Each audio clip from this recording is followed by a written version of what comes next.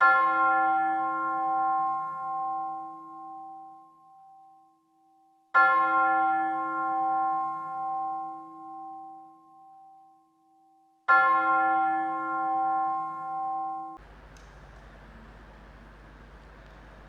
குமாரின் பரிசுத்த ஆவி நாமத்தினாலே ஆமென். காலை ஆராதனையை காணொளி வாயிலாக காண இருக்கின்ற இம்மானுவேல் ஆலய குடும்பத்தின் மக்களுக்கும் ஏனைய சகோதர சகோதரிகளுக்கும் என்னுடைய வாழ்த்துக்களையும் தோத்திரங்களை நான் தெரிவித்துக் கொள்கின்றேன். ஜெபம் செய்வோம்.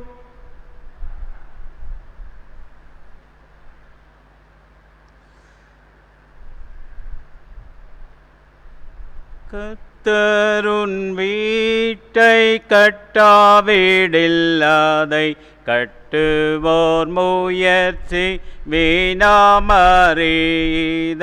கர்த்தருன் வீட்டை கட்டாவிடில்லாதை கட்டுவோர் முயற்சி வீணாமறிதை. கர்த்தரால் வரும் சுதந்தரம் பிள்ளைகள், கர்த்தரால் வரும் சுதந்தரம் பிள்ளைகள். கர்ப்பத்தின் கனியும் கர்த்தரின் கிருபை, கர்ப்பத்தின் கனியும் கர்த்தரின் கிருபை. பயந்து கர்த்தரின் பாதையதனில் பணிந்து நடப்போன் பாக்கியவான். முயன்று உழைத்தே பலனை உண்பான், முயன்று உழைத்தே பலனை உண்பான். முடிவில் பாக்கியம் மேன்மை காண்பான், முடிவில் பாக்கியம் மேன்மை காண்பான். பயந்து கர்த்தரின் பாதையதனில் பணிந்து நடப்போன் பாக்கியவான். அன்பும் இரக்கம் நிறைந்த நல்ல ஆண்டவரே, மனமகிழ்ச்சியான இந்த புதிய நாளின் காலை வேளையிலும் ஆண்டவருடைய திரு சமூகத்திலே நாங்கள் இல்லங்களிலே இருந்தவாறாக உம்முடைய அன்பை நாங்கள் ருசி பார்க்கும்படியாக ஆண்டவர் பாராட்டின கிருபைக்கு நாங்கள் நன்றி செலுத்தி, நானும் என் வீட்டாருமோ என்றால் கர்த்தரையே சேவிப்போம் என்று சொல்லி இந்த காலை வேளையிலே ஆண்டவருடைய திரு சன்னிதானத்திற்கு வர இயலாதபடி இல்லங்களிலேயே இருந்து அப்பா பிதாவே என்று கூப்பிட பண்ணுகின்ற புத்திர சுவிகாரத்தின் ஆவியை நீ தந்தபடியினாலே உமக்கு நாங்கள் நன்றி செலுத்துகின்றோம். கர்த்தாவே, எங்கள் வாழ்வை உம்முடைய திருக்கரத்திலே ஒப்புவிக்கின்றோம். இந்த நாட்களிலே நாங்கள் பயந்து நடுங்கி இன்று எப்படி நாளை எப்படி என்று சொல்லி ஏங்கிக் கொண்டிருக்கின்ற இந்த கால சூழல்களிலே எல்லா கால சூழல்களையும் ஆண்டவரே நீர் எங்களுக்கு சாதகமாக மாற்றித் தரும்படியாக, எங்கு பார்த்தாலும் பூமி அதிர்ச்சிகளும் கொள்ளை நோய்களும் வெள்ளங்களும் ஆண்டவரே இப்படி இயற்கையின் சீற்றங்களினாலே ஆண்டவரே பாதிக்கப்பட்டு வருகின்ற மக்களுக்காக, ஆண்டவரே பாதிப்புக்குள்ளான மக்களுக்காகவும், துயர் துடைக்கின்ற பணியிலே தங்களை இணைத்துக் கொண்டு வருகின்ற மக்களுக்காகவும், இப்படி எல்லா தரப்பினருக்காக நாங்கள் உம்மிடத்திலே இந்த காலை வேளையிலே ஆண்டவருடைய திரு சமூகத்திலே உம்மிடத்திலே எல்லாவற்றையும் ஒப்புவிக்கின்றோம். இன்றைய நாளிலே நாங்கள் சிந்திக்க இருக்கின்ற சிந்தனைகளை நீர் எங்களுக்கு ஆசீர்வதித்து தார். சிறப்பாக திருமணம் உடன்படிக்கையின் கொண்டாட்டம் என்று சொல்லி திருமணத்தை குறித்து ஒருவரும் அற்பமாய் எண்ணி யோசனையின்றி செய்யாமல் கருத்தோடும் ஜெபத்தோடும் திருமணம் ஏற்படுத்தப்பட்டிருக்கும் நோக்கங்களை சிந்தித்து அதை செய்வது அவசியம் என்று சொல்லி திருமணை குறித்து நாங்கள் ஆண்டவரே சொல்லப்பட்டிருக்கிற வாக்கின்படி வீடும் ஆஸ்தியும் பிதாக்கள் வைக்கின்ற சுதந்திரம், புத்தியுள்ள மனைவியோ கர்த்தர் அருளும் ஈவு என்று சொல்லி இந்த நாட்களிலே ஆண்டவரே ஆதி மனிதனை உருவாக்கின பொழுது மனிதன் தனிமையாயிருப்பது நல்லதல்ல, ஏற்ற காலத்தில் ஏற்ற துணை என்று சொல்லி ஆதினால் முதற்கொண்டு இந்த நாள் பரியந்தம் இல்லங்களிலே குடும்பங்களை நீர் ஆண்டவரே ஆசீர்வதித்து வருகின்றீர். இப்பொழுதும் இந்த நாளிலும் ஆண்டவரே உம்முடைய சமூகத்தில் குடும்பங்களை உம்முடைய திருக்கரத்திலே ஒப்புவிக்கின்றேன். ஒவ்வொரு குடும்பமும் ஆண்டவரின் இல்லமாக, நீர் வாசம் செய்கின்ற இல்லமாக அந்த இல்லம் அமையத்தக்கதாக ஆண்டவரே உம்மை அழைத்து உம்மோடு கூட ஆண்டவரே ஒவ்வொரு நாளும் இடைப்படுகின்ற மக்களாக வாழ ஆண்டவரே நீர் உதவி செய்யும். தொடர்ந்து இந்த ஆராதனையை பொறுப்பேற்று வழி நடத்தும். குற்றம் குறைகளிலிருந்து தயவாக நீர் பொறுத்தருளும். இந்த நாளிலே கேட்கின்ற ஒவ்வொரு உம்முடைய திருவார்த்தைகளும் எங்கள் வாழ்விற்கு புதிதும் ஜீவனமாய் இருக்கத்தக்கதாக திருமணத்தின் மூலமாக இணைக்க பெற்றிருக்கின்ற அனைத்து தம்பதிகளும் தாங்கள் கொடுத்த வாக்குறுதிகளை இந்த நாளிலே புதுப்பித்து கொள்ளத்தக்கதாக வாழ்விலும் தாழ்விலும் சுகத்திலும் சுகவீனத்திலும் வாழ்நாள் இறுதி வரை என்று சொல்லி கொடுத்த உடன்படிக்கைகளை ஒவ்வொரு தம்பதியினரும் ஆண்டவரே புதுப்பித்து கொள்ளத்தக்கதான கிருபையை தாரும். நீ உன் பிள்ளைகளின் பிள்ளைகளையும் இஸ்ரவேலுக்குண்டான சமாதானத்தை காண்பாய் என்கின்ற சங்கீதக்காரனுக்கு கொடுத்த அந்த ஆசீர்வாதம் ஒவ்வொருவருக்கும் ஆண்டவரே தங்கி இருக்க இந்த வேளையிலே நாங்கள் ஜெபிக்கின்றோம். காத்துக்கொள்ளும் வழி நடத்தும். இயேசு ஜெபம் கேட்க நல்ல பிதாவே, ஆமென்.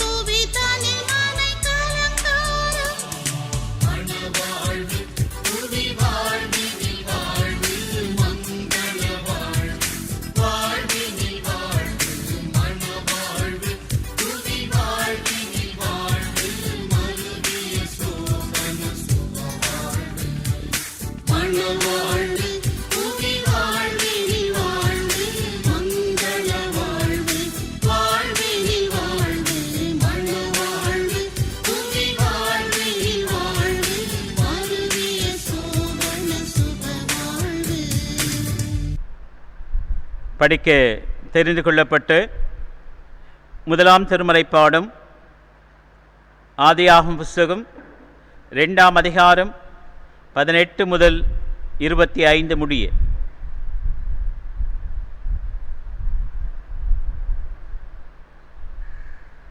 ஆதியாகமம் 2ஆம் அதிகாரம் 18 முதல் 24 வசனங்கள் அடங்கியதை நான் படிக்க விழைகின்றேன்.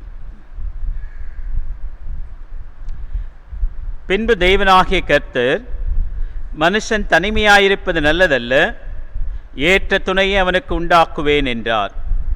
தேவனாகிய கர்த்தர் வெளியின் சகலவித மிருகங்களையும் ஆகாயத்தில் சகலவித பறவைகளையும் மண்ணினாலே உருவாக்கி, ஆதாம் அவைகளுக்கு என்ன பெயரிடுவான் என்று பார்க்கும்படி அவைகளை அவனிடத்தில் கொண்டு வந்தார். அந்தந்த ஜீவஜந்துக்கு ஆதாம் எந்தெந்த பெயரிட்டானோ அதுவே அதற்கு பெயராயிற்று. அப்படியே ஆதாம் சகலவித நாட்டு மிருகங்களுக்கும் ஆகாயத்து பறவைகளுக்கும் சகலவித காட்டு மிருகங்களுக்கும் பெயரிட்டான். ஆதாமுக்கோ ஏற்ற துணை இன்னும் காணப்படவில்லை.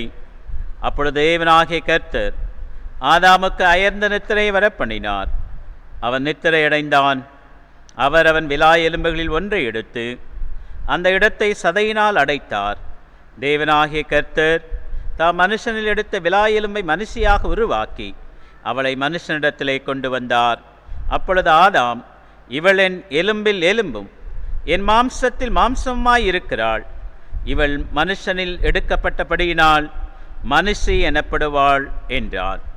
இது நிமித்தம் புருஷன் தன் தகப்பனையும் தாயையும் விட்டு தன் மனைவியோடு இசைந்திருப்பான், அவர்கள் ஒரே மாம்சமாயிருப்பார்கள். படிக்க தெரிந்து கொள்ளப்பட்ட முதலாம் திருமறைப்பாடும் படித்து முடித்தாயிற்று. கடவுளுக்கே மாட்சிமை உண்டாவதாக. ஆமென். நற்செய்தி பாடமாக மத்தேயு எழுதின நற்செய்தி நூல் 19ஆம் அதிகாரம் 3 முதல் 6 வசனங்கள் முடிய. மத்தேயு எழுதின நற்செய்தி நூல் 19ஆம் அதிகாரம் வசனங்கள் 3 முதல் 6 முடிய.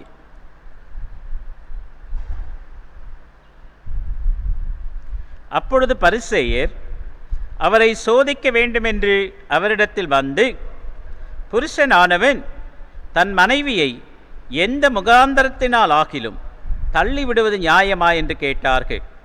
அவர்களுக்கு அவர் பிரதித்திரமாக, ஆதியிலே மனுஷரை உண்டாக்கினவர் அவர்களை ஆணும் பெண்ணுமாக உண்டாக்கினார் என்பதையும், இது நிமித்தம் புருஷனானவன் தன் தகப்பனையும் தாயையும் விட்டு தன் மனைவியோடு இசைந்திருப்பான், அவர்கள் இருவரும் ஒரே மாம்சமாயிருப்பார்கள் என்று அவர் சொன்னதையும் நீங்கள் வாசிக்கவில்லையா?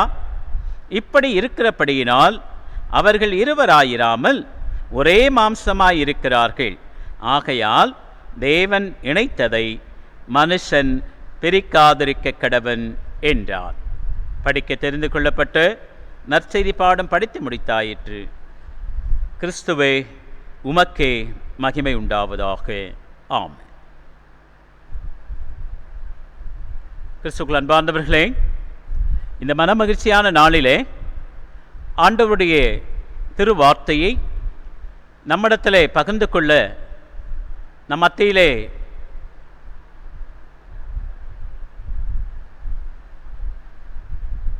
அரத்திரு சி. அப்பாதுரை ஆயர் அவர்கள் இந்த நாளின் கடவுளது வார்த்தைகளை நம்மோடு பகிர்ந்து கொள்ள இருக்கின்றார்கள். ஆகவே அவர்களுக்கு ஆயர் என்கின்ற முறையிலும் நம்முடைய செயலர் பொருளர் சேகர குழு உறுப்பினர்கள், இமானுவேல் ஆலய ஐக்கிய குழுக்களின் பொறுப்பாளர்கள்,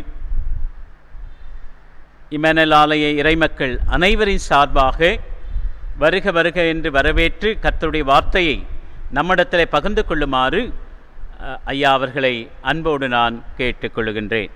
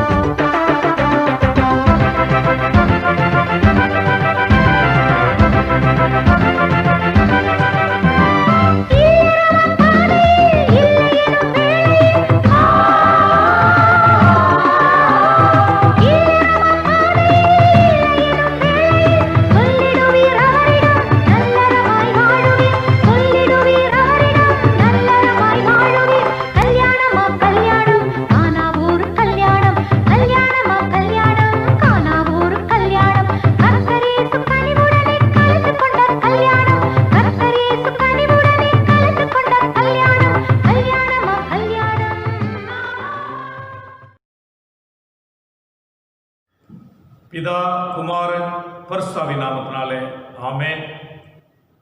கிறிஸ்துவுக்குள் அன்பான தூய இம்மானுவேல் திருச்சபை வடபழனி இறைமக்களே, இந்த அருமையான ஓய்வு நாள் காலை பொழுதுல காணொலி காட்சியின் வழியாக இறை செய்தி உங்கள் பகிர்ந்து கொள்வதில் மிக மகிழ்ச்சி அடைகின்றேன். இந்த அருமை வாய்ப்பை எனக்கு நல்கிய எனது ஆருயிர் நண்பர், அருமை போதகர், ஸ்தல போதகருமாகிய ஆயிரம் அவர்களுக்கும் திருச்சபையின் பொறுப்பாளர்களுக்கும் இந்த காணொலி காட்சியின் வழியாக இறை செய்தியை கேட்டுக்கொண்டிருக்கிற இறைமக்கள் அத்தனை பேருக்கும் என்னுடைய நன்றிகளையும் வாழ்த்துக்களையும் தெரிவித்துக் கொள்கிறேன்.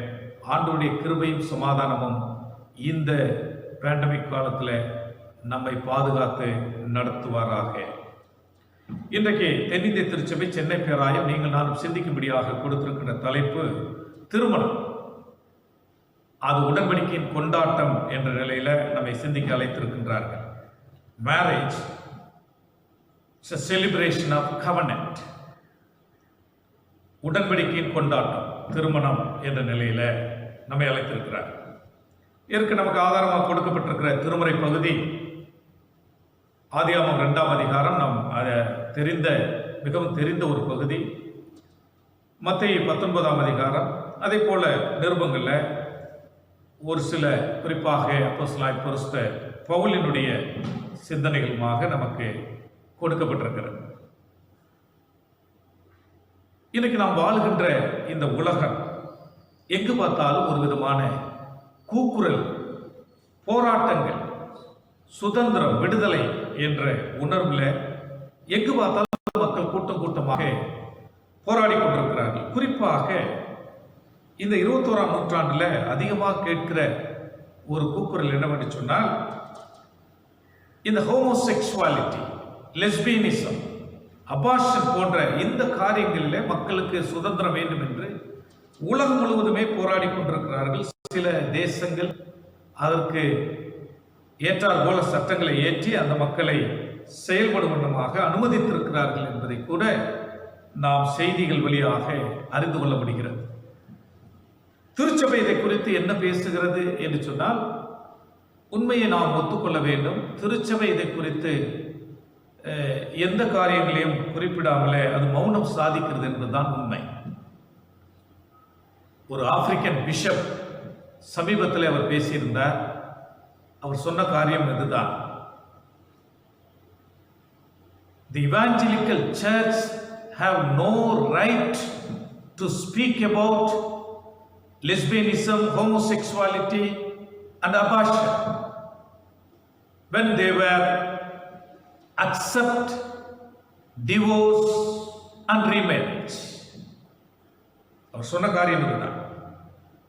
எப்பொழுது விவாகரத்தையும் மறு திருமணத்தையும் திருச்சபை, குறிப்பாக புராட்டஸ்டன்ட் சபைகள் எப்பொழுது அதை அங்கீகரித்ததோ அப்பொழுதே நீங்கள் நானும் இந்த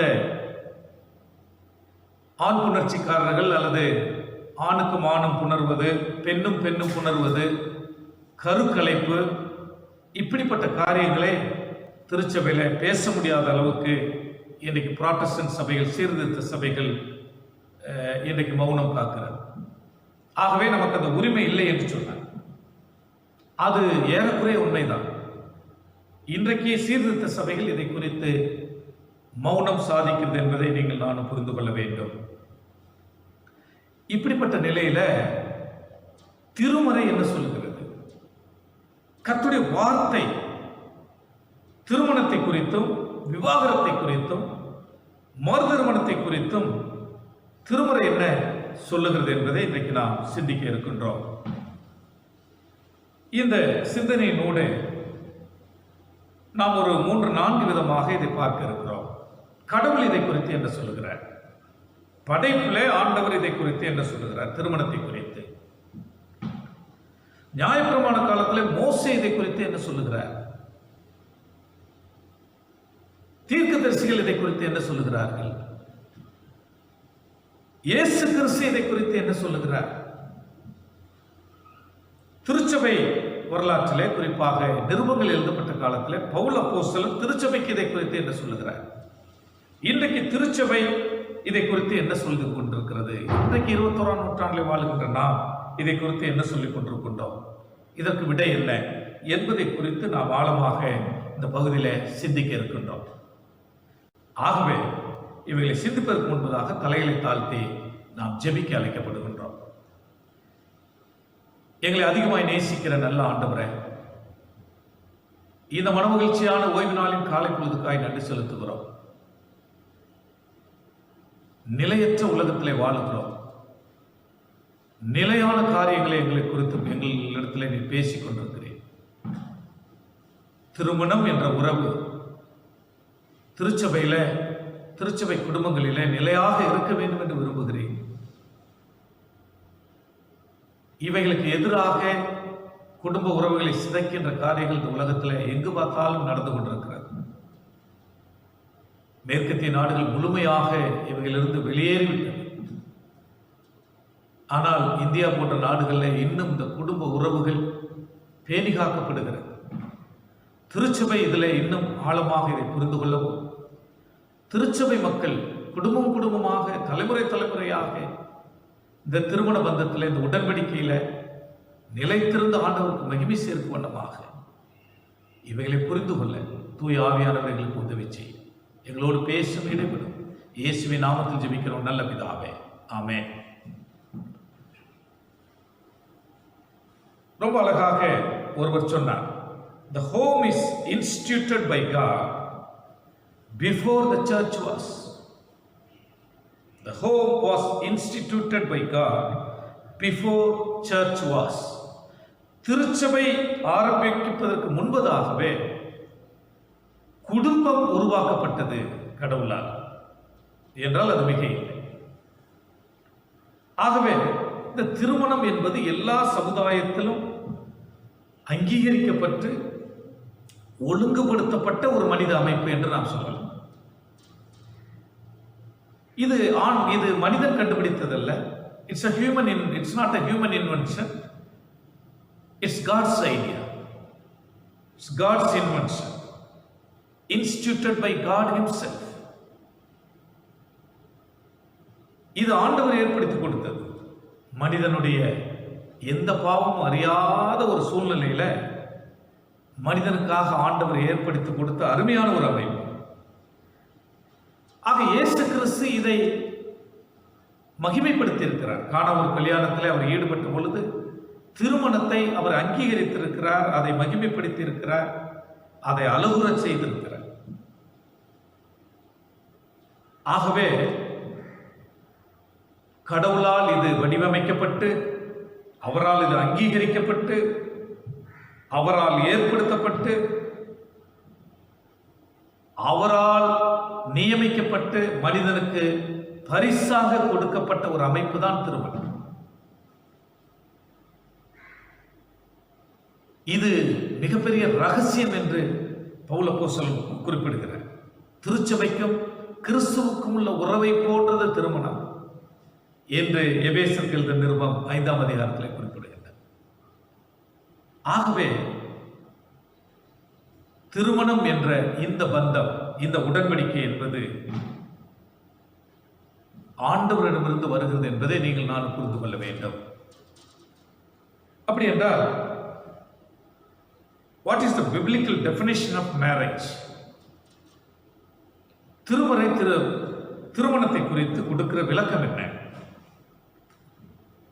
சுருக்கமாக சொல்லுவோம் என்று சொன்னால், திருமணம் என்பது ஆண் பெண் இருவரும் ஒருவனுக்கு ஒருத்தி என்ற பிரத்யேக நிலையில் மூவரு கடவுளால் நியமிக்கப்பட்டு அவரால் முத்திரையிடப்பட்டு பெற்றோரை விட்டு பிரிந்து சரீர பாலுறவில் சங்கமமாகி அதிலே திருப்தி அடைந்து நிலையாக பரஸ்பர புரிதலோடு ஒருவருக்கொருவர் பங்களித்து உறுதுணையாக இருந்து பிள்ளை செல்வங்களை பெற்று அதன் வழியாக மகுடம் சூட்டப்படுவது, அழகு வருவதுதான் திருமணம் என்ற அமைப்பு.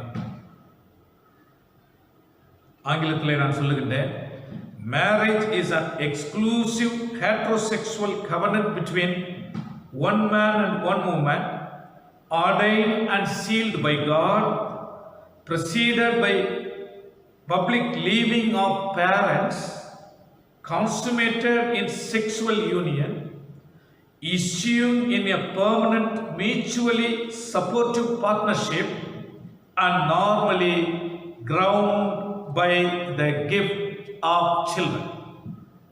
இதான் திருமணத்தை குறித்து திருமறை கொடுக்கிற அருமையான ஒரு முடிவு என்பதை நீங்கள் நானும் புரிந்து கொள்ள வேண்டும். ஆகவே இந்த நிலையில நீங்கள் நானும் இன்றைக்கு சிந்திக்கும்படியாக நாம் அழைக்கப்பட்டிருக்கின்றோம்.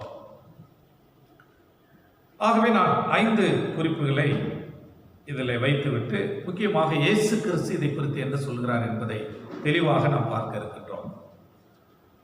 கடவுளுடைய பார்வை என்ன திருமணத்தை குறித்து, தீர்க்கதரிசியுடைய பார்வை என்ன, இயேசு கிறிஸ்துடைய பார்வை என்ன,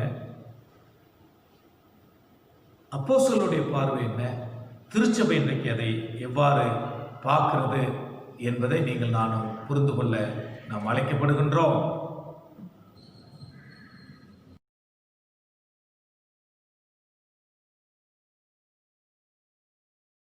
கடவுளுடைய பார்வையில நாம் இதை புரிந்து கொள்ள வேண்டும் என்று சொன்னால் ஆதியாகமம் 2ஆம் அதிகாரத்தில் ரொம்ப அழகாக சொல்லப்பட்டிருக்கிறது. ஆகவேதான் இயேசு கிறிஸ்து இதை குறித்து மத்தேயு 19ஆம் அதிகாரத்தில் சொல்லுகின்ற பொழுது அங்கு ரொம்ப அழகாக அதை குறிப்பிடுகின்றார். அவர்களுக்கு அவர் பிரயுத்தரமாக 4ஆம் வசனம், ஆதியிலே மனுஷரை உண்டாக்கினவர் அவர்களை ஆணும் பெண்ணுமாக உண்டாக்கினார் என்பதையும், இது நிமித்தம் புருஷனானவன் தன் தகப்பனின் தாயை விட்டு தன் மனைவியோட சேர்ந்திருப்பான், அவர்கள் இருவரும் ஒரே மாம்சமாயிருப்பார்கள் என்று அவர் சொன்னதையும் நீங்கள் வாசிக்கவில்லையா என்று கேட்டார். ஆகவே இயேசு கிறிஸ்துவிடம் இந்த கேள்வி எழுப்பப்பட்ட பொழுது அவர் அங்கு படைப்பிலே ஆண்டவர் என்ன சொல்லியிருக்கிறார் என்று ரொம்ப அழகாக அதை வலியுறுத்துகிறார். ஆகவே திருமணம் என்று சொல்லுகின்ற பொழுது ஆணுக்கும் பெண்ணுக்கும் ஒருவனுக்கும் ஒருத்திக்கும் நிலையாக மரணம் பிரிக்கிற வரையிலும் உடன்படிக்கையாக, அது ஒப்பந்தமாக அல்ல, அது வரதட்சை நிமித்தமாக அல்ல, கொடுக்கல் வாங்கல் மூலமாக இல்லை, அது உடன்படிக்கையின் வழியாக முத்திரையிடப்பட்டு அது ஆண்டவரால் அங்கீகரிக்கப்பட்டு அது கணவன் மனைவியாக ஒரு it's a unifying experience with one another, become one, ஒருவருக்கொருவர் ஒன்றிணைந்த மக்களாக சரீர அளவில் மாத்திரமல்ல, பெயரளவில் மாத்திரமல்ல, முழுமையான ஒரு வாழ்வை வாழக்கூடிய மரணம் வரையிலும், மரணம் மாத்திரமே அவர்களை பிரிக்கக்கூடிய நிலையில் அங்கு ஆண்டவரால் ஏற்படுத்தப்பட்ட ஒரு நிலை என்பதை இயேசு கிறிஸ்துவும் அதை இவர்களுக்கு குறிப்பிடுகிறார் என்பதை நாம் புரிந்து கொள்ள வேண்டும். ஆக திருமணம் என்று நாம் சொல்லுகின்ற பொழுது அது கடவுளால் நியமிக்கப்பட்டு மனிதனுக்கு கொடுக்கப்பட்ட அருமையான ஒரு அமைப்பு. திருமணம் என்று சொல்லுகின்ற பொழுது இது அடுத்த வாழ்க்கைக்கு போவதல்ல,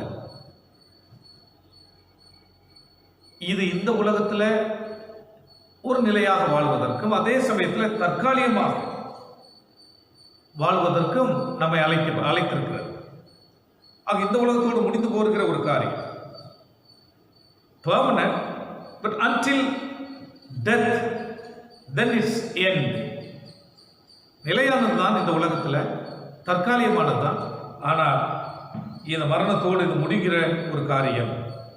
ஆகவே இந்த உலகத்தில் இந்த திருமண உறவில் நீங்கள் நானும் வாழுகின்ற பொழுது இதில் ஒரு பரிபூர்ணத்தை நாம் எதிர்பார்க்க முடியாது. You will never find perfect partners. ஒருபோதும் கண்டுபிடிக்க முடியாது. ஆனால் we must adopting one another, ஒருவருக்கொருவர் நாம் ஏற்றுக்கொள்ள பழகிக்கொள்ள வேண்டும். ஆகதான் அங்கு ஏற்ற துணை அங்கீகரிக்கப்படக்கூடிய ஒரு துணை என்று திருமறை நமக்கு அழகாக சொல்வதை நம்ம அறிந்து கொள்ள முடிகிறது. both are incompatible, ஒத்துப்போகாத தன்மை உள்ளவர்கள் தான். ஒவ்வொருத்தருடைய பழக்க வழக்கங்கள் வேறாக இருக்கும். ஒரு புதிதாக ஒரு ஆணும் ஒரு பெண்ணும் திருமணத்தில் இணைகின்ற பொழுது ஒத்துப்போகாத தன்மைகள் நிறையா இருக்கும். ஆனால் அவைகளை நீங்கள் நாம் ஏற்றுக்கொள்ள பழகிக் கொண்டு வேண்டும். learn how to live together, அதை கற்றுக்கொள்ள வேண்டும். சேர்ந்து வாழ்வதற்கு நாம் பழகிக்கொள்ள வேண்டும் என்பது திருமறையின் அடிப்படை உண்மை என்பதை நீங்கள் நானும் புரிந்து கொள்ள அழைக்கப்படுகிறோம். இது ஒரு முக்கோண வடிவிலே திருமண உறவு கட்டப்பட்டிருக்கிறது. இயேசு கிறிஸ்து, இங்கே நான், இங்கே என் மனைவி, ஜீசஸ் ஏபி என்ற உறவில், இந்த முக்கோண ட்ரையாங்கிள் என்று சொல்லக்கூடிய இந்த முக்கோண உறவில் கட்டப்பட்டிருக்கிறோம். ஆகவே நான் இயேசுவை நேசிக்கிறேன், என் மனைவி இயேசுவை நேசிக்கிறார், இருவரும் இயேசுவை நேசிக்கிறோம், இயேசு எங்களை நேசிக்கிறார். இந்த உறவிலே நாம் கட்டப்பட்டிருக்கிறோம். இது வெறுமன ஒரு பாலத்தை போன்று ஏயும் பியும் இணைக்கப்படுகிற ஒரு உறவல்ல. இது முக்கோண வடிவில் கட்டப்பட்டிருக்கிற ஒரு உறவு. இயேசுவிலே நாம் இணைக்கப்பட்டிருக்கிறோம். ஒருவரிடம் கேட்டார்கள், நல்ல கர்த்தருடைய தாசர், 50 வருஷமா நீங்க வாழ்ந்த வாழ்க்கையினுடைய ரகசிய மகிழ்ச்சி என்ன குடும்ப உறவுல 50 வருடம் கடந்து இருக்கிறீர்களே, எப்படி இது? What is the secret of happy married life of 50 years in your life என்று கேட்டார். அவர் ரொம்ப அழகா சொன்னார். அந்த அம்மா ரொம்ப அழகாக சொன்னார். Both and love with same man என்று சொன்னார். நாங்கள் இருவருமே ஒரே மனிதரை அன்பு கூர்ந்தோம், நேசித்தோம் என்று சொன்னார். That is Jesus. நாங்கள் இருவரும் அவரை நேசித்ததினாலே 50 வருட திருமண வாழ்க்கை எங்களுக்கு லகுவாக இருந்தது என்று அவர் குறிப்பிட்டார். ஆகவே இயேசுவை நேசிக்கிற பிள்ளைகளுடைய திருமண வாழ்வு கொண்டாட்டமாக இருக்கும் என்பதில் சந்தேகமில்லை. ஆகவே இது ரொம்ப அழகாக அங்கே ஆதியாகமத்தில் ரொம்ப அழகாக வைத்திருக்கிறார் என்பதை புரிந்து கொள்ள வேண்டும். கடவுள் ஆதியாகமத்தில் படைப்பில் மாத்திரம் பேசவில்லை, மாறாக அவருடைய 10 கட்டளைகளை பேசியிருக்கிறார். அவர் பேசின அந்த 7வது கட்டளை என்னவென்று சொன்னால், you shawl not commit adultery, விபச்சாரம் செய்யாதிருப்பாயாக என்று ரொம்ப அழகாக சொல்லப்பட்டிருக்கிறது. அந்த கட்டளை it's unconditional command, categorical statement, ரொம்ப அப்பட்டமாக ஆணித்தரமாக சொல்லக்கூடிய ஒன்று. விபச்சாரம் செய்யாதிருப்பாயாக அப்படின்றால் திருமணத்திற்கு பிற்பாடு எந்த விதமான தவறான உறவிலும் கணவன் மனைவி ஈடுபடக்கூடாது என்பதை ரொம்ப தெளிவாக. பிற்பாடு நீங்கள் இஸ்ரவேல் மக்களுடைய வாழ்க்கையில் நீங்கள் பார்க்கலன்னா, தீர்க்கதரிசியுடைய காலங்களில் அதிகமாக இது குறித்து பேசப்பட்டது. ஓசியா பேசியிருக்கிறார், எரேமியா பேசியிருக்கிறார், கடைசியாக மல்கியா பேசியிருக்கிறார். God hates divorce, கடவுள் விவாகரத்தை வெறுக்கிறார் என்று ரொம்ப அழகாக சொல்லப்பட்டிருக்கிறார். ஆக கடவுளிடத்துல இந்த திருமண பந்தத்தில் கணவன் மனைவிக்கு இடையில எந்த விதமான வேறுபாடும் எந்த விதமான பிரிவினையும் இல்லை என்பதை அங்கு திருமறை நமக்கு ரொம்ப அழகாக சொல்லுகிறது. பிற்பாடு அவர்கள் பாபிலோனுக்கு சிறைப்பட்டு போன பின்பு 400 வருட காலத்தில் ஒரு கர்த்தருடைய வார்த்தை இல்லை. ஆக இந்த திருமண பந்தத்தை இஸ்ரவேல் மக்கள் வெவ்வேறு விதமாக தங்களுடைய வாய்மொழி பாரம்பரியம், தங்களுடைய பாரம்பரியங்கள், பழக்க வழக்கங்கள், சட்டதிட்டங்களினால இந்த 10 கட்டளையை பயங்கரமாக உடைத்து அவர்கள் அதிலிருந்து பல காரியங்களை உருவாக்கிவிட்டார்கள். ஆகவேதான் இயேசு கிறிஸ்துடைய இந்த காலத்தில் நீங்கள் பார்க்கின்ற 19ஆம் அதிகாரத்தில் அங்கு பரிசேயர்கள் அவர்களிடத்திலே வந்து, புருஷனானவன் தன் மனைவியை எந்த முகாரத்தினாலும் தள்ளிவிடுவது நியாயமா என்று கேட்டார்கள். புருஷனானவன் தன் மனைவியை எந்த முகாந்திரத்தினாலாகிலும் தள்ளிவிடுவது நியாயமா என்று கேட்டார்கள்.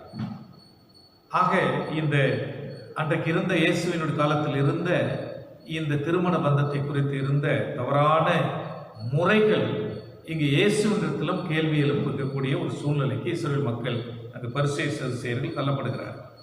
இயேசு வாழ்ந்த காலத்தில் குறிப்பாக 2 விதமான கூட்டம் இஸ்ரவேல் மக்களிடத்தில் 2 விதமான ஒரு புரிதல் இருந்தது. ஸ்கூல் ஆஃப் தாட் என்று நாம் சொல்லுவோம். ஒன்று வந்து ஒரு விதமான வைதீக முறையில், பாரம்பரிய முறையில் இருக்கக்கூடிய கன்சர்வேட்டிவ் குரூப். அவர்கள் எப்படி அழைக்கப்பட்டார்கள் சொன்னால் ஷமாய் என்று அழைக்கப்பட்டார். இன்னொரு குரூப் என்னன்னு சொன்னால் லிபரல்ஸ், கொஞ்சம் விடுதலை, இன்றைக்கு எழும்புகிற குரல்களை போன்று எல்லாவற்றிலும் சுதந்திரம் வேண்டும் மனிதனுக்கு என்று சொல்லக்கூடிய லிபரல்ஸ், விடுதலையை பேசக்கூடிய மக்கள். அந்த கூட்டத்திற்கு பேர் என்னவென்று சொன்னால் ஹீலர் என்று சொல்லக்கூடிய ஒரு குரூப். இந்த 2 மக்களுமே, 2 கூட்டத்தாருமே ஆசாரியர்களாக அந்த நாளில் காணப்பட்டார்கள். இவர்கள் தான் அன்றைக்கு வேதாமத்தை மக்களுக்கு, இஸ்ரவேல் மக்களுக்கு, யூத மக்களுக்கு அவர்கள் அர்த்தத்தை கொடுத்தார்கள். அந்த வார்த்தைகளுக்கு அர்த்தம் கொடுத்தவர்கள். ஆகவே இவர்கள் இஷ்டத்திற்கு இதில் பல நேரங்களில் அவர்கள் இந்த அர்த்தத்தை தவறாக புரிந்து கொண்ட நிலை. இந்த ஷமாய் கன்சர்வேட்டிவ், ரொம்ப ஸ்டிக் குரூப் என்று நாம் சொல்லலாம். ரொம்ப ஸ்டிக்காக இருக்கக்கூடிய ஒரு குரூப், ரொம்ப எல்லாத்திலும் ரொம்ப ரிஜிடாக இருக்கக்கூடிய பரிசேய கூட்டம். அந்த கூட்டத்தார் என்ன செய்தார்கள் சொன்னால், விபச்சாரம் ஒரு பெண் செய்து விட்டார், ஒரு ஆண் செய்து விட்டார், அது மரணத்துக்கு பாத்திரன். நமக்கு தெரியும், உபாம புஸ்தகம் 24ஆம் அதிகாரம் போன்ற அதிகாரங்களில் மோசே அதை குறித்து ரொம்ப அழகாக பேசியிருக்கிறார் என்று அவர்கள் அதைத்தான் இயேசுவிடம் சுட்டி காட்டுகிறார். ஆகவே விபச்சாரத்தினால் மாத்திரமே ஒரு அங்கு காரியம் நடைபெற வேண்டும் என்று சொல்லுகின்ற ஒரு குரூப் அந்த ஷமாய். இந்த ஹிலல் லிபரல்ஸ் குரூப் என்ன சொல்றாங்கன்னு சொன்னா, ஏது ஒரு கணவனுக்கு எதெல்லாம் ஒரு கணவனுக்கு பாதிப்பை ஏற்படுத்துகிறதோ அப்பொழுது அந்த பெண்ணை ஒரு முகாந்திரத்தை கண்டுபிடித்து தள்ளிவிடலாம். குறிப்பாக ஒரு பெண் சமையலை சரியாக செய்யாவிட்டால், ஒரு யூத பெண் ஒரு சோறு குழஞ்சிருச்சுன்னு சொன்னான், ஒரு சரியாக அங்கே குழம்பு வைக்க தெரியல அல்லது சமைக்க தெரியவில்லை என்று சொன்னால் தள்ளிவிட்டு விடும். தெருவில் ஒரு பெண் மற்றொரு ஆணோடு பேசி கொண்டிருந்த ஒரு யூத பெண் தள்ளிவிட்டுடலாம். தெருவில் கத்துகிற சண்டை போடுகிற ஒரு பெண்ணாக இருந்தாலும் அங்கு விவாகரத்து கொடுத்துடலாம் என்று பல எதெல்லாம் ஒரு கணவனை பாதிக்கின்றதோ அதெல்லாம் முகாந்திரங்களாக எடுத்துக்கொண்டு அந்த பெண்ணை தள்ளிவிடலாம் என்று அங்கே சொல்லப்பட்ட ஒரு நிலை. இயேசுவுக்கு பிற்பாடு இன்னொரு குரூப் வந்தது, இன்னொரு ஸ்கூல் ஆஃப் தாட். அதற்கு பேரு அகீபா. இது இயேசுக்கு பிற்பாடு வந்த ஒரு கூட்டத்தை, இந்த வேதபாரர்கள் இந்த பரிசேய கூட்டத்தில் வந்த இன்னொரு குரூப். இவர்கள் என்ன சொன்னார்கள் சொன்னா, you can divorce for any reason. எந்த முகாந்திரத்தை வச்சு தள்ளிவிட்டலாம். சில நேரங்களில் there is no reason at all. ஒரு காரணம் இருக்குங்கிற அவசியம் இல்லை. ஒரு ஆண் நினைத்தால் ஒரு பெண்ணை தள்ளிவிடலாம் என்று அவர்கள் சொன்னார்கள். இன்றைக்கு இதுதான் இன்றைக்கு நடக்கிற உலகம். கிறிஸ்தவ உலகம் சரி, இன்றைக்கு உலகம் இயங்கிக் கொண்டிருக்கிறது. எந்த ஒரு காரணமும் இல்லாமல் கூட இன்றைக்கு ஒரு பெண்ணை விவாகரத்து செய்து விடலாம் என்பதை நீங்கள் நானும் அறிந்து கொள்ள இந்த நாளில் நாம் அழைக்கப்படுகின்றோம். இந்த சூழ்நிலையில் தான் இயேசுவிடம் இந்த மக்கள் கேட்கின்றார்கள். என்ன கேட்கின்றார்கள் என்று சொன்னால், இந்த இப்படிப்பட்ட ஒரு சிந்தனை உடைய இந்த யூத மக்கள் தான் இயேசுவினிடம் இயேசுவை குற்றம் கண்டுபிடிக்கும்படியாக இந்த பரிசேய கூட்டத்தார் குறிப்பாக அதுவும் யோவான் ஸ்நானகனை கொலை செய்த அந்த ஏரோது வாழுகின்ற அந்த பகுதியிலே இந்த ஈஸ்ட் ஜோர்டன் பெல்ட் என்று சொல்லுவார்கள், அந்த யோர்தானுக்கு கிழக்கிலே இந்த கேள்வியை அவர்கள் எழுப்புகின்றார்கள். காரணம் என்னவென்று சொன்னால், ஏரோது அங்கே ஆட்சி செய்கின்றான். ஏரோது ஆட்சி செய்கின்ற பொழுது அவன்தான் யோவான் ஸ்நானகனை அவன் கொலை செய்தான். காரணம் என்ன? அவன் தவறாக தன்னுடைய சகோதரன் மனைவியை வைத்திருந்தான். ஆகவே அதை யாரும் கண்டிக்கவில்லை. யோவான் கண்டித்தான். ஆகவே அவன் தலை வாங்கப்பட்டது. இந்த நிலையில இயேசு கிறிஸ்து இதை குறித்து ஏதாவது சொல்லுவார் என்று சொன்னால், அவரையும் இந்த பிரச்சனையிலே மாட்டிவிட்டு இவரை ஒழித்து விடலாம் என்று கங்கணம் கட்டிக்கொண்டு இந்த கேள்வியை குறிப்பாக மத்தேயு நற்செய்தி 19ஆம் அதிகாரத்தில் இந்த 1 இந்த பகுதியில் வருகிற வசனங்கள்ல அவர்கள் கேட்கிறார்கள். இயேசு அதில் ரொம்ப தெளிவாக தன்னுடைய ஆணித்தரமாக படைப்பிலிருந்து மோசேயிலிருந்து திருமறை என்ன சொல்லுகிறது, நான் என்ன சொல்லுகிறேன் திருமணத்தை குறித்து என்பதை ஆணித்தரமாக பதிவு செய்கிறார்.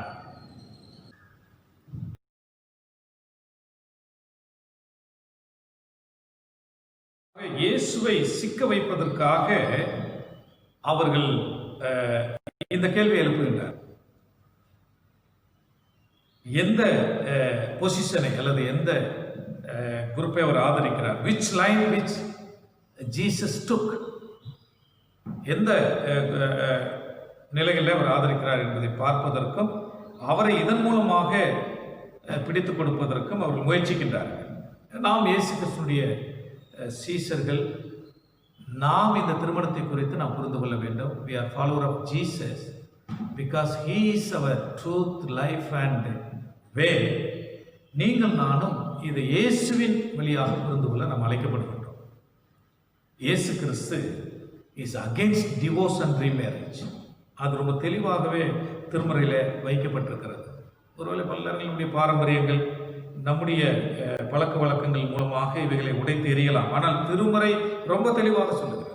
எனவே இயேசு கிறிஸ்து இங்கு 3 விதமாக இதை நமக்கு விளக்கி சொல்லுகின்றார்.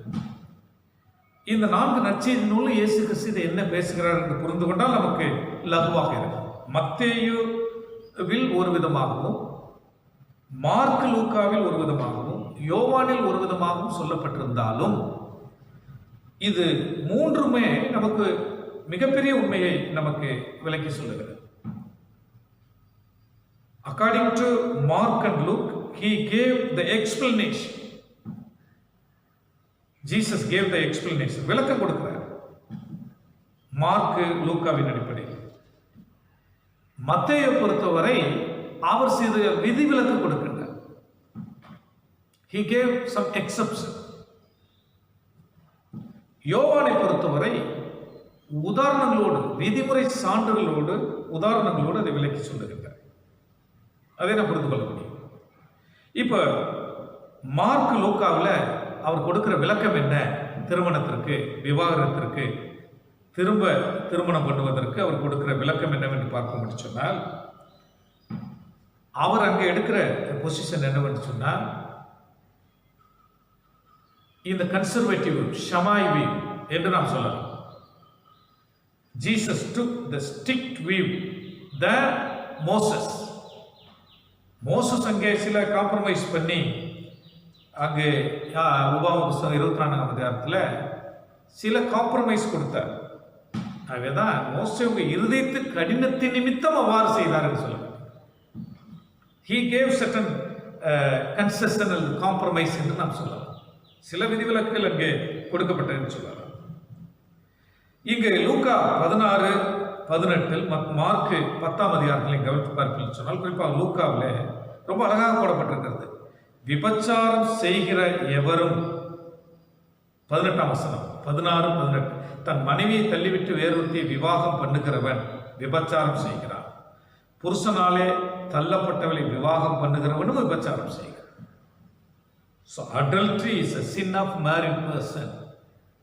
It's a categorical statement. விவாகரத்து செய்கிற எந்த ஒரு நபரும் அங்கு மறு திருமணத்திற்கு இடமில்லை என்பது இயேசுனுடைய பொருள்.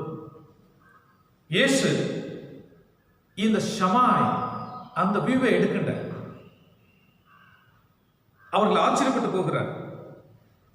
ஏனென்றால் திருமணத்தில் பிரிந்த ஒரு நபர், ஒரு ஆணோ பெண்ணோ பிரிந்திருந்தாலும் அவங்க இன்னும் அந்த திருமண உறவில் தான் இருக்கிறார்.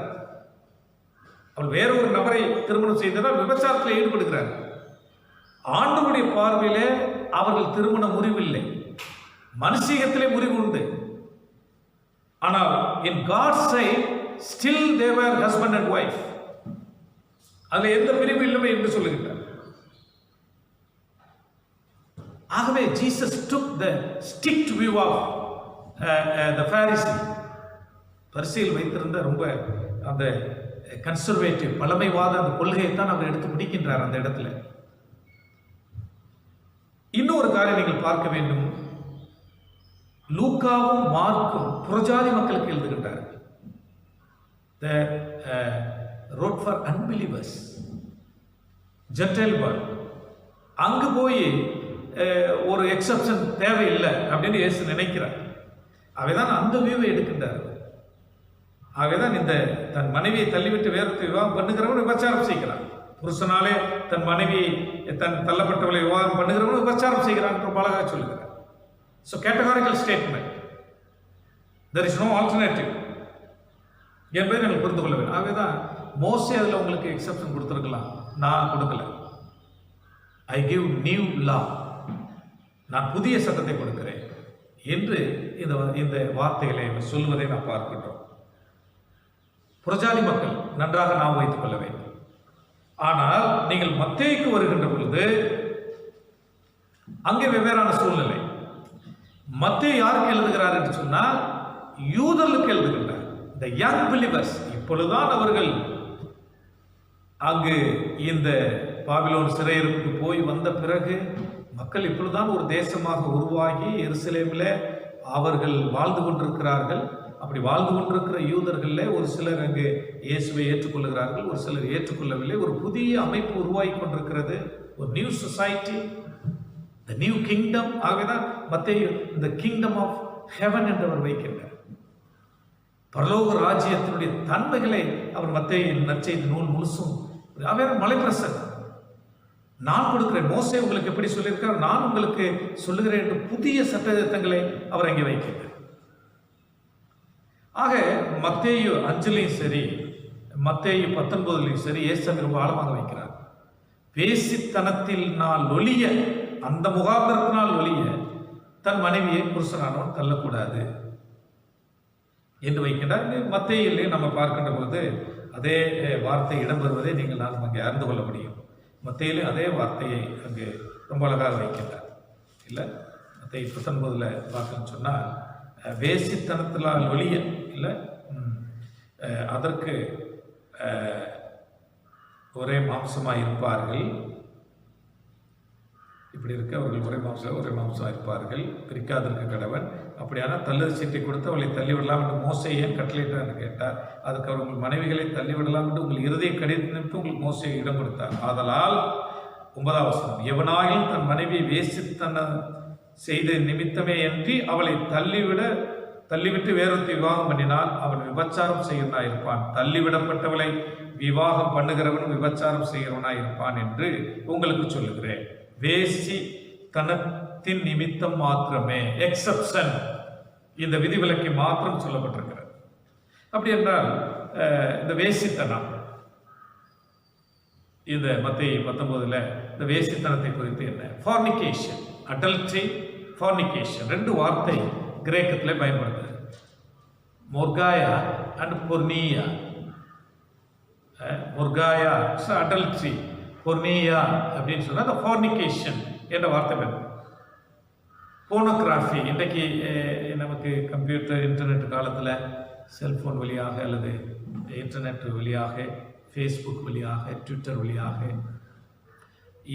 இன்றைக்கு நாம் இந்த போனோகிராஃபி என்று சொல்லக்கூடிய உலகம் முழுவதும் பரவி கிடக்கிறது, கொட்டி கிடக்கிறது. இவைகளில் மக்கள் சிக்கி கொண்டிருக்கிறார். இல்லிசிட் செக்ஸ் என்று நாம் சொல்லுவோம், தாறுமாறான பெர்வர்டட் செக்ஸ். இந்த போர்னியா என்ற வார்த்தையிலிருந்து அந்த போனோகிராஃபி என்ற இந்த வார்த்தை வருகிறது. ஏன் இங்கு மத்தேயுல மாத்திரம் இந்த எக்ஸப்ஷன் இருக்கிறது என்று சொன்னால், நாம் ஒன்றை புரிந்து கொள்ள வேண்டும். இந்த போர்னியா என்கிற வார்த்தை, இந்த போனோகிராஃபி, போர்னியா என்கிற வார்த்தை ரொம்ப இட்ஸ் வெரி பிக் மேட்டர், பெரிய வார்த்தை. இவைகளை எல்லாம் அடங்கும். Adultery is a kind of one sin. Adultery is a kind of one sin. இந்த fornication, porneia என்று நாம் சொல்லுகின்ற பொழுது it covers all kind of sins. இதுல ஒருவேளை masturbation, abortion, homosexuality, lesbianism, any kind of illicit sex, indecent sex, sexual life, எல்லாமே இதுக்குள்ளே வந்துவிடும். Anything sinful, sexually sinful, covered with fornication. இதான் இயேசு கிறிஸ்து இங்கே ரொம்ப அழகாக சொல்லுகிறார். வேசித்தனத்தின் நிமித்தம் மாத்திரம், அங்கு விவாகரத்து என்று சொல்லப்பட்டிருக்கிறது. இந்த வேசித்தனம் என்று சொல்லுகின்ற பொழுது முழுமையாக. ஆக இந்த வார்த்தையை இயேசு கிறிஸ்து ரொம்ப அழகாக, ரொம்ப எச்சரிக்கையோடு இந்த வார்த்தையை அவர் பயன்படுத்துகிறார். முதல் குறிப்பு என்ன யோசித்ததுன்னு சொன்னால், அடல்ட்ரி, விபச்சாரம் செய்தால் அது பாவம், அது விவாகரத்து செய்யலாம் என்று சொன்னது. இரண்டாவது குறிப்பு என்ன சொன்னது என்று சொன்னால், இந்த ஃபார்னிகேஷன்ங்கிறது எல்லா பாவத்தையும் உள்ளடக்கிய ஒன்று என்று அங்கு சொல்லப்பட்டது. ஆனால் மூன்றாவது ஒரு காரியத்தை நாம் புரிந்து கொள்ள வேண்டும். ஏன் மத்தேயுல இந்த விதிவிலக்கு என்று சொன்னார்? இந்த யூத விசுவாசிகள் ரொம்ப இப்பொழுதுதான் அவர்கள் ஒரு சபை என்ற அமைப்பில் அவர்கள் அழகாக வந்திருக்கிறார்கள். இந்த நிலைகளில் அவர் அங்கு ரொம்ப அழகாக வைக்கின்றார். ஏனென்றால் 2-3 காரியத்தை நாம் புரிந்து கொள்ள வேண்டும். குறிப்பாக இந்த ஃபார்னிகேஷன் என்பது யூத சமுதாயத்தில் இந்த பொர்னியா அல்லது ஃபார்னிகேஷன், இந்த திருமணத்திற்கு முன்பாக உள்ள இந்த உறவு, திருமணத்திற்கு முன்னதாக உள்ள தவறான ஒரு ஒருவேளை அடல்ட்ரி என்று சொல்லுகின்ற பொழுது திருமணத்திற்கு உள்ளே, திருமணத்திற்கு அப்புறம் உள்ள உறவு விபச்சாரம் என்பது திருமணம் செய்த நபர்கள் செய்வது. ஆனால் திருமணம் செய்யாமலே ஏற்கனவே இருக்கிற அந்த உறவுக்கு பேர் இந்த பொர்னியா, அந்த ஃபார்னிகேஷன் என்று சொல்லப்படுகிறது. ஒரு காரியத்தை நான் புரிந்து கொள்ள வேண்டும். இயேசு கிறிஸ்துவின் பெற்றோர்களும் யோசேப்பும் மரியாளும் இப்பேற்பட்ட நிலைக்குள்ளே தள்ளப்பட்டார். மரியாளுக்கு யோசேப்புக்கு நியமிக்கப்படுவதற்கு முன்பதாகவே அங்கு அவர் கடவுளால், பரிசுத்த ஆவியானவரால் அவர் கற்பம் தரித்தார். ஆக திருமணத்துக்கு முன்பதாகவே கற்பம் தரித்த ஒரு தாயாக மரியாளுக்கு மத்தேயு வைக்கின்றார். அப்படி வைக்கின்ற பொழுது இயேசு கிறிஸ்து அல்லது மத்தேயு நற்செய்தியாளர் பரிசுத்த ஆவியானவர் ரொம்ப அழகாக இதை விளக்கி சொல்லுகின்றார். யோசேப்பு மரியாதை தள்ளிவிடவில்லை. ஏனென்றால் ஒரு நிச்சயார்த்தம் அல்லது பெட்ரோத்தல் என்று சொல்லு, என்கேஜ்மெண்ட் என்று சொல்லுகின்ற கூட திருமணத்திற்கு சமம். திருமணம் முடிந்த நிலை. திருமணத்தில் ஒரு நபர் இந்த பெண் கன்னித்தன்மை இழந்திருக்கிறார் என்று சொன்னால் யூத சமுதாயத்தில் தள்ளிவிட்டு விடலாம். வேசித்தனத்தின் முகாந்திரத்தினால் வெளியே திருமணத்திற்கு முன்னாக இவர் ஒருவர் தவறான உறவுகளில் இருந்தார் என்று கண்டுபிடித்தால் தள்ளிவிடலாம். அவைதான் அங்கு யாத்திரை உபாம புஸ்தகம் 22ஆம் அதிகாரத்தில் கன்னித்தன்மையை குறித்து, வேர்ச்சுவை குறித்து ரொம்ப அழகாக சொல்லப்பட்டது. இப்படிப்பட்ட ஒரு சமுதாயம், ஜூவிஷ் கல்ச்சர், இப்படிப்பட்ட ஒரு நிலையில்தான் அங்கு இயேசு கிறிஸ்து இந்த பகுதியை ரொம்ப அழகாக அவர் அங்கே சுட்டி காட்டுகிறார். ஆக இந்த வேசித்தனம் என்று சொல்லுகின்ற பொழுது அங்கு ரொம்ப ஆழமான ஒரு பாவமாக அங்கு பார்க்கப்படுகிற நிலையில இயேசு கிறிஸ்து அதை குறித்து ரொம்ப அழகாக அவர் அங்கே பேசுகின்றார். மரியாளுடைய அந்த நிலையும் அங்கு பதிவு செய்கிறார். ஏன்னா அப்படிப்பட்ட நிலையிலிருந்து இயேசு வருகிறார். அவருடைய ஃபேமிலிட்டியை சொல்லுகிறார் முதல் அதிகாரத்தில். பிற்பாடு இதில் 19ஆம் அதிகாரத்தில் வேசித்தனம் என்று சொல்லுகிறார். இயேசு கிறிஸ்துவனுடைய மரியாளுடைய அந்த கற்பம் தரித்தலே அங்கு அந்த வேசித்தனம் என்ற நிலைகளில் வருகிற நிலைகள் தான். இந்த எக்ஸப்ஷன் ரொம்ப அழகாக மத்தேயுவினால் வைக்கப்பட்டிருக்கிறது. யோசேப்பு மரியாளை தள்ளிவிடுவதற்கு முகாந்திரம் இருந்தது. ஏனால் திருமணத்துக்கு முன்பதாகவே அவர் அங்கு கற்பம் தரித்திருக்கிறார். ஆனால் யோசேப்புக்கு அங்கு சொப்பனத்தில் பேசப்பட்டு உடனே அவர் மரியாளை சேர்த்துக் கொள்கிறார், தன்னிடமாக சேர்த்துக் கொள்கிறார். அவர் ரகசியமாக அவர் தள்ளிவிட ஆயத்தமாக இருந்தார். ஆனால் தேவதூதன் பேசின பின்பு அவன் மரியாதை உடனே சேர்த்துக் கொள்ளுகின்றார் என்பதை மத்தேயு ரொம்ப அழகாக இங்கு பதிவு செய்கிறார். இல்லைன்னு சொன்னால் இந்த சரித்திரமே நமக்கு மாறி போயிருக்கும். ஆகவே இயேசு கிறிஸ்துவனுடைய திட்டம் தெளிவுமான ஒரு காரியம் என்னவென்று சொன்னார், திருமணத்திற்கு பின்பு விபச்சாரத்தின் நிமித்தமாக மாத்திரமே அங்கு ஒரு மனைவியை தள்ளிவிடலாம் என்கிற அந்த நிலையிலே அவர் உறுதியாக அவர் இருந்தார். மோசே உங்களுக்கு சில அங்கு விதிவிலக்கை, அங்கே சில ஒப்பந்தங்களை அல்லது ஒத்துப்போகிற தன்மையை கொடுத்திருந்தார். நான் சொல்லுகிறேன், வேசித்தனம் எந்த நிலையில் வந்தாலும் சரி, எந்த நிலையில் அது பாவமாக இருந்தாலும் சரி, அது விபச்சாரத்தை உள்ளடக்கிய ஒரு பாவம் என்பதை, வேசித்தனம் என்பதை நாம் புரிந்து கொள்ள வேண்டும்.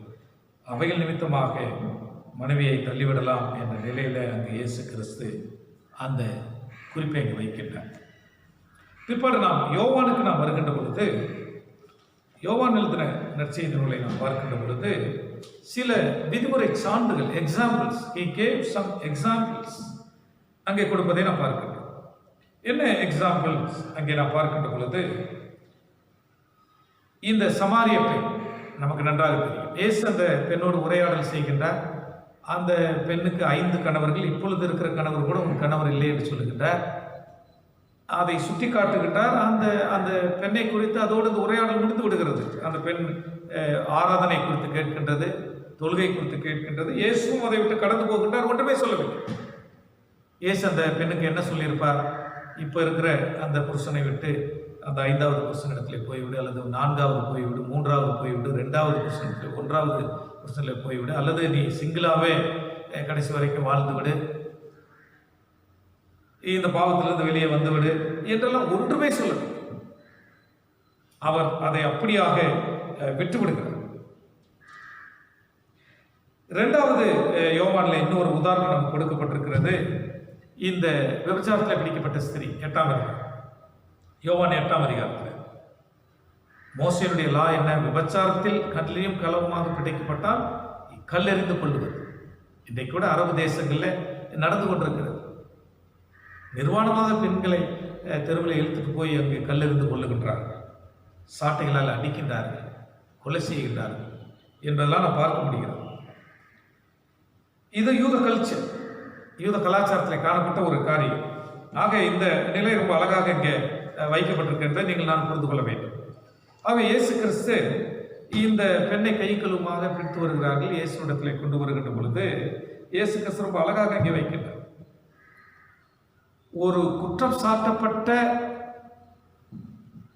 ஒரு நபர், விபச்சாரத்தில் கையும் களவுமாக பிடிக்கப்பட்ட நபரை கொண்டு வருகிறார்கள்.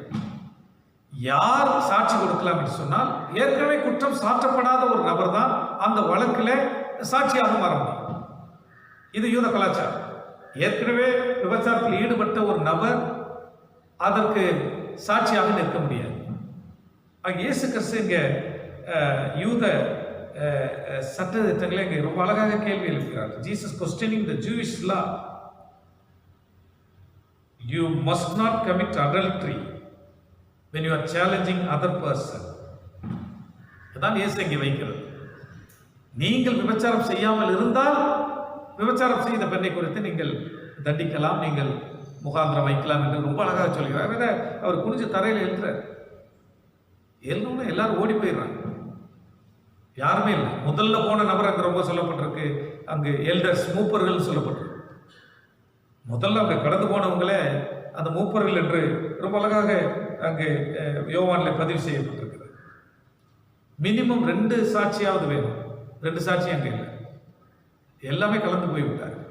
இயேசுவும் இந்த பெண்ணும் நிற்கின்றால், இயேசுவும் இந்த பெண்ணை நிற்கின்ற பொழுது இயேசு இந்த பெண்ணை குறித்து ஒன்றுமே சொல்லவில்லை. உன் பாவம் மன்னிக்கப்பட்டதுன்னு சொல்லலை, உன்னை ரட்சித்ததுன்னு சொல்லலை, நானும் உன்னை குற்றம் சாட்டவில்லை என்று சொல்லுகிறார், நானும் உன்னை குற்றம் நியாயம் தீர்க்க மாட்டேன் என்று சொல்லுகிறேன். ஒரே ஒரு காரியம் சொல்லுகின்றார், போய் பாவம் செய்யாதே. ரொம்ப அழகாக இந்த ஒரிஜினலில் ரொம்ப அழகாக போய் போடப்பட்டிருக்கிறது. Go and leave your life of sin. Go and leave your life of sin. நீ வாழ்ந்து கொண்டிருக்கிற இந்த பாவ வாழ்க்கையிலிருந்து வெளியில வந்துரு. இன்னும் சொல்ல போன்னு சொன்னா get out of it. வெளியில வந்துரு என்று சொல்லுகிறார். ஒருவேளை அந்த பெண்ணை விபச்சாரம் என்று சொல்லுகின்ற பொழுது ஏற்கனவே ஒரு கணவனோடு வாழ்ந்து கொண்டிருக்கிற பெண்ணாகத்தான் இருக்க முடியும். இந்த விபச்சாரம் செய்த நபரை இவர்கள் பிடித்து வரவில்லை, இந்த பெண்ணை மாத்திரம் பிடித்து வைத்தார். 2 பேரை தான் கல்லறிய வேண்டும்.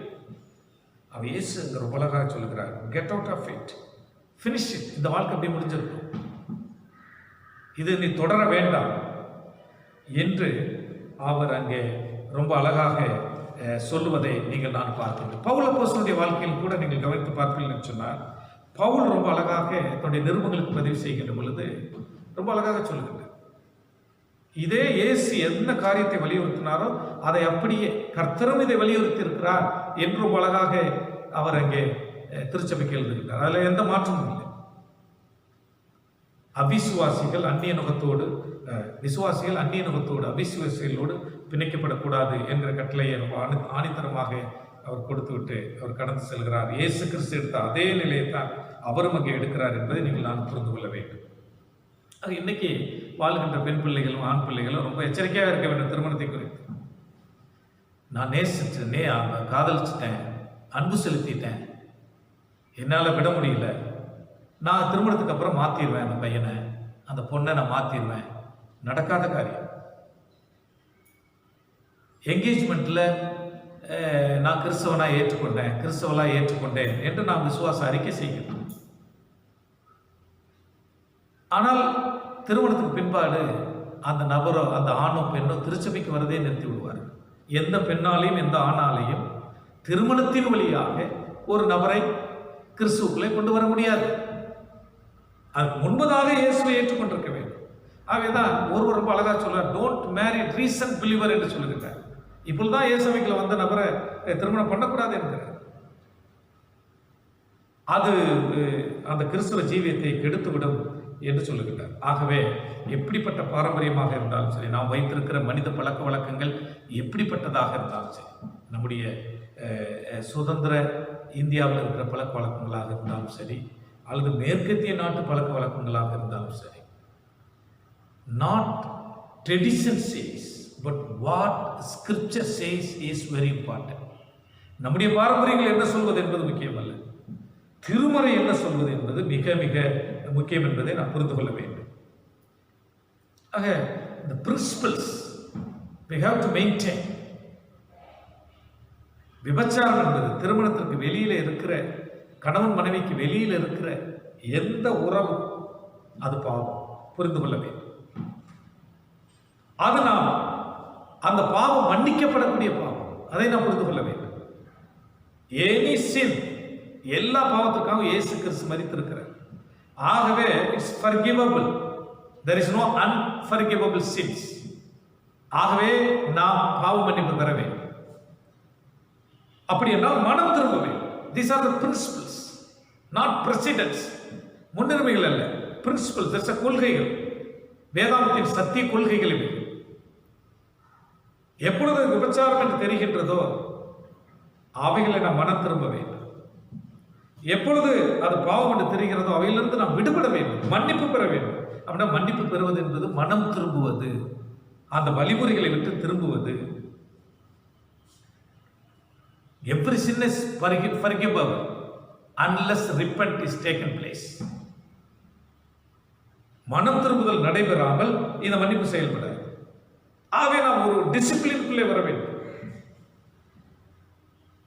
இப்படிப்பட்ட பாவங்களிலிருந்து வெளியேற வேண்டும். turning away from this kind of sin, breaking this kind of relationship, இப்படிப்பட்ட உறவுகள்லாம் நாம் உடைத்து வர வேண்டும். இன்றைக்கு இவைகள், இந்த fornication, இந்த வேசித்தனம் என்று சொல்லக்கூடிய எல்லா பாவங்களையும் உள்ளடக்கக்கூடிய இந்த பொர்னியா, போனோகிராஃபி, இவைகள் இன்றைக்கு உலகத்தை ஆட்டி படைத்துக் கொண்டிருக்கிறது என்பதை நீங்கள் நானும் அங்கே புரிந்து கொள்ள வேண்டும். ஆக every church should discipline the member of the church. ஒவ்வொரு திருச்சபையுமே தங்களுடைய அங்கத்தினர்களை இந்த நிலைக்குள்ள கொண்டு வர நாம் அழைக்கப்படுகின்றோம். This is a church's obligation, church's duty. We need for biblical teaching about marriage. நம்முடைய திருச்சபைகளில் திருமுறையின் அடிப்படையில் திருமணத்தை குறித்த புரிதல் நம்ம கற்றுக் கொடுக்க வேண்டும். நம்முடைய பிரசங்கம், நம்முடைய சண்டே ஸ்கூல், நம்முடைய கன்ஃபர்மேஷன், இந்த கிளாஸில் எல்லாத்திலையும் திருமணத்தை குறித்து நாம் பேச வேண்டும். அதே சமயத்தில் இன்னும் 2 சப்ஜெக்டுகள் குறித்து நாம் பேச வேண்டும். டிவோர்ஸை குறித்து பேச வேண்டும். ரெக்கன்சிலியேஷன், ஒப்புரவாகுதல் எப்படிங்கிறது குறித்து பேச வேண்டும். இரண்டாவது, we need for preparation for marriage. பிள்ளைகளை திருமணத்துக்கு ஆயத்தப்படுத்த வேண்டும். ப்ரீமேரிட்டல் கவுன்சில், இது முன்பதாக இருக்க வேண்டும் திருச்சபைகளில். இன்றைக்கு திருச்சபைகளில் இதில் குறைந்து காணப்படுகிறது. மக்களும் இதை விரும்புவதில்லை. Legally, socially, morally, spiritually we demonstrate the dimension of marriage. திருமணத்தினுடைய பல படிமானங்களை சட்ட ரீதியாக, உறவு ரீதியாக, ஆன்மீக ரீதியாக, ஒழுக்க ரீதியாக மக்களுக்கு போதிக்க வேண்டும். மூன்றாவது, the need for ministry of reconciliation. எங்கெல்லாம் விவாகரத்தை நோக்கி போய் கொண்டிருக்கிறார்களோ, மறு திருமணத்திற்கு போய் கொண்டிருக்கிறார்களோ அவரெல்லாம் தடுத்து நிறுத்த வேண்டும். அந்த ஒப்புரவு கொண்டு வர வேண்டும். ஒரு பாஸ்டர் சொல்லுகிற, நாங்கள் விவாகரத்து செய்ய வர்றோம், விவாகரத்து செய்யணும்னு இருக்கோம் அப்படின்ட்டு யாராவது ஒரு ஹஸ்பண்ட் அண்ட் ஒய்ஃப் வந்தால் அவர் சொல்லுவார், நான் உங்களோடு பேச இருப்பது திருமணத்தை குறித்தும் ஒப்புரவாகுதலை குறித்தும் என்று சொல்லுவார். நான் அந்த சப்ஜெக்டில் போகல. திருமணம்னா என்னென்னு உங்களுக்கு பேச வருகிறேன். ஒப்புரவாகுதல் என்றால் என்ன? எப்பேற்பட்ட பாவமும் மன்னிக்கப்படும், எப்பேற்பட்ட பாவத்திலிருந்து நாம் வெளியில வர முடியும் என்பதை திருச்சபை இன்றைக்கு போதிக்க வேண்டும். நல்ல தரமான மூப்பர்களை ஏற்படுத்தி, தரமான ரொம்ப 30-40 வருடம் திருமண வாழ்க்கையில வாழ்ந்து கொண்டிருக்கிற நல்ல தரமான கணவன் மனைவிகளை ஏற்படுத்தி இந்த ஊழியங்களில் நாம் செயல்படுத்த வேண்டும். It must be churches business nowadays. இது அப்படிப்பட்ட நிலைக்கு நாம் கொண்டு போக வேண்டும். நான்காவது, the pastoral ministry to the divorce. விவாகரத்து செய்தவர்களுக்கு திருச்சபை நிறைய ஊழியம் செய்ய கடமைப்பட்டிருக்கிறது. நீங்க உலக வாழ்க்கை பின்பற்றாதீங்க, திருமறைக்கு திரும்புங்க, உலகத்தோட ஒத்து போகாதீங்க, கடவுளுக்கு சாட்சியா இருக்க பழகுங்க. உங்களுடைய திருமணத்தினுடைய அந்த பெர்மனன்ஸ், அந்த பர்பஸ், அந்த நோக்கத்தை நிறைவேற்ற நீங்க முன்வாங்க. நமக்கு எல்லாம் இருக்கிற 1 கொரிந்தியர் 7ஆம் அதிகாரம் 11ஆம் வசனம், அதை நான் வாசித்து முடிக்கின்றேன். 1 கொரிந்தியர் 7:11ஆம் வசனம் பவுல் ரொம்ப அழகாக அதை குறிப்பிடுகின்றார். 1 கொரிந்தியர் 7:11 அவர் சொல்லுகின்ற பொழுது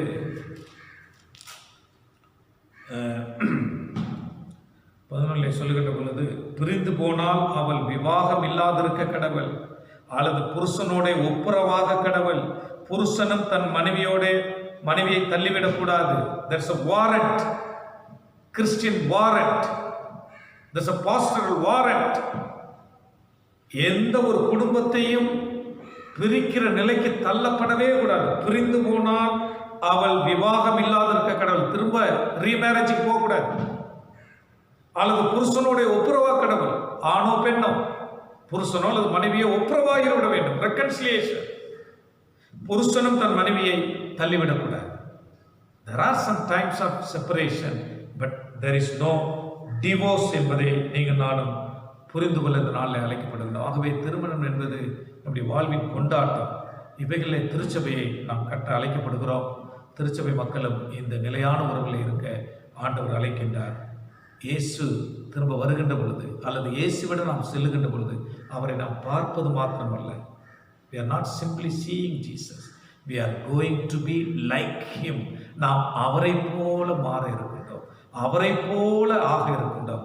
ஆகவே அவருடைய ராஜ்யத்தில் நாம் அவரை போல இருப்பதனால இந்த உலகத்தில் நமக்கு கொடுக்கப்பட்ட இந்த குடும்ப வாழ்விலே நீங்கள் நானும் நிலைத்திருக்க ஆண்டவர் நம்மை அழைக்கிறார். ஆமென்.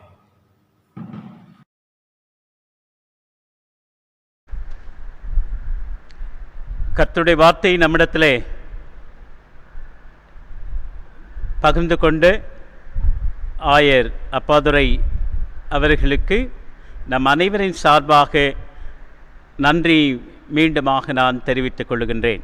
கேட்ட வார்த்தையிலே நாம் நிலைத்திருக்கின்றவர்களாக, இல்லங்களிலே இருந்தவர்களாக எழுந்து நின்று அப்போஸ்தலர் விசுவாச பிரமாணத்தை சேர்ந்து நாம் அறிக்கை செய்வோம். வானத்தையும் பூமியும் படைத்து சர்வவல்ல பிதாவாகி தேவனை விசுவாசிக்கிறேன்.